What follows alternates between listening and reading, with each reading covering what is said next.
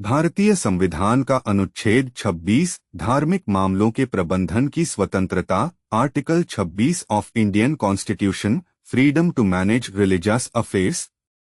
अनुच्छेद 26 भारत के संविधान में एक महत्वपूर्ण प्रावधान है जो सभी धार्मिक संप्रदायों, रिलीजियस डिनोमिनेशंस या उनके किसी भी भाग को अपने धार्मिक मामलों के प्रबंधन की स्वतंत्रता प्रदान करता है।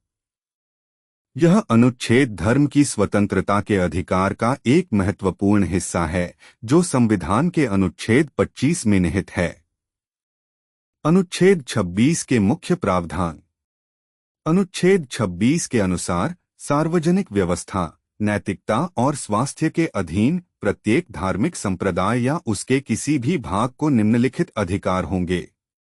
धार्मिक और धर्मार्थ उद्देश्यों के लिए संस्थानों की स्थापना और रखरखाव करना। इसका मतलब है कि प्रत्येक धार्मिक समूह अपने धर्म से संबंधित संस्थानों जैसे मंदिर, मस्जिद, गुरुद्वारे, चर्च, मठ, स्कूल, कॉलेज, अस्पताल आदि की स्थापना और रखरखाव कर सकता है। इन संस्थानों का उपयोग धार्मिक उद्देश्यों के लिए और धर्मार्थ कार्यों के लिए किया जा सकता है।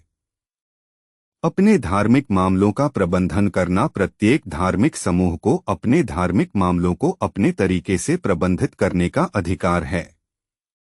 इसमें धार्मिक रीति रिवाजों, परंपराओं और प्रथाओं का पालन करना शामिल है।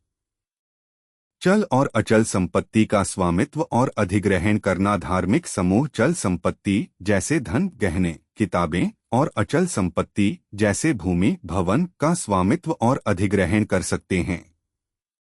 कानून के अनुसार ऐसी संपत्ति का प्रशासन करना। धार्मिक समूहों को कानून के अनुसार अपनी संपत्ति का प्रबंधन करने का अधिकार है।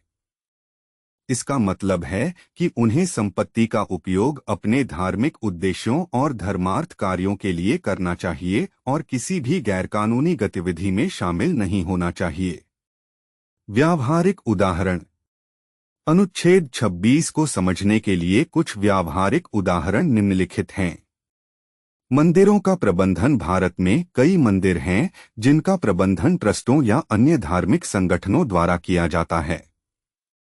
अनुच्छेद 26 के तहत इन संगठनों को मंदिरों के मामलों का प्रबंधन करने का अधिकार है, जिसमें पूजा अर्चना, उत्सवों का आयोजन और संपत्ति का प्रबंधन शामिल है। उदाहरण के लिए तिरुमाला तिरुपति देवस्थानम (TTD) तिरुपति बालाजी मंदिर का प्रबंधन करता है।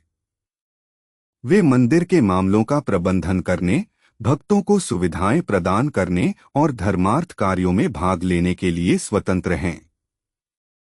मस्जिदों का प्रबंधन। भारत में कई मस्जिदें हैं जिनका प्रबंधन वक्फ बोर्ड या अन्य मुस्लिम संगठनों द्वारा किया जाता है। अनुच्छेद 26 के तहत इन संगठनों को मस्जिदों के मामलों का प्रबंधन करने का अधिकार है, जिसमें नमाज का आयोजन, शिक्षा प्रदान करना और धर्मार्थ कार्यों में भाग लेना शामिल है। उदाहरण के लिए दिल्ली वक्फ बोर्ड दिल्ली में मस्जिदों और अन्य वक्फ संपत्तियों का प्रबंधन करता है।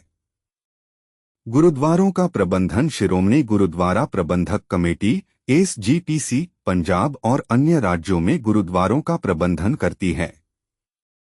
अनुच्छेद 26 के तहत SGPC को गुरुद्वारों के मामलों का प्रबंधन करने, लंगर का आयोजन करने और सिख धर्म के प्रचार के लिए गतिविधियों का आयोजन करने का अधिकार है।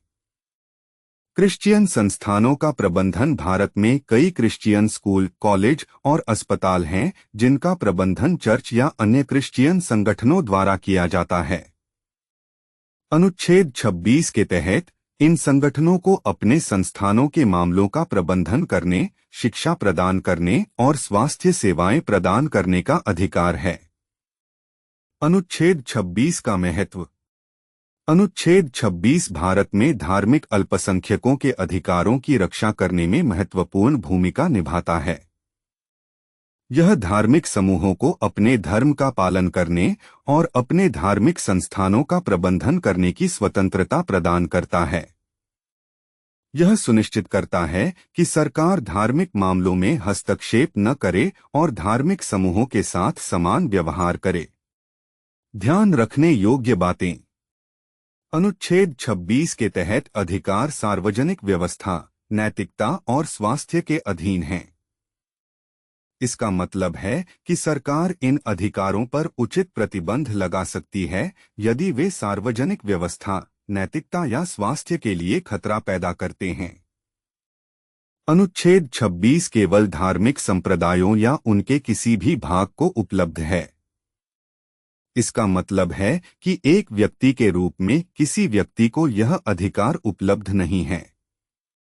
अनुच्छेद 26 धर्म की स्वतंत्रता के अधिकार का एक महत्वपूर्ण हिस्सा है, लेकिन यह एकमात्र अधिकार नहीं है। अनुच्छेद 25 भी धर्म की स्वतंत्रता की गारंटी देता है, लेकिन यह व्यक्तिगत अधिकारों पर अधिक ध्यान केंद्रित करता है।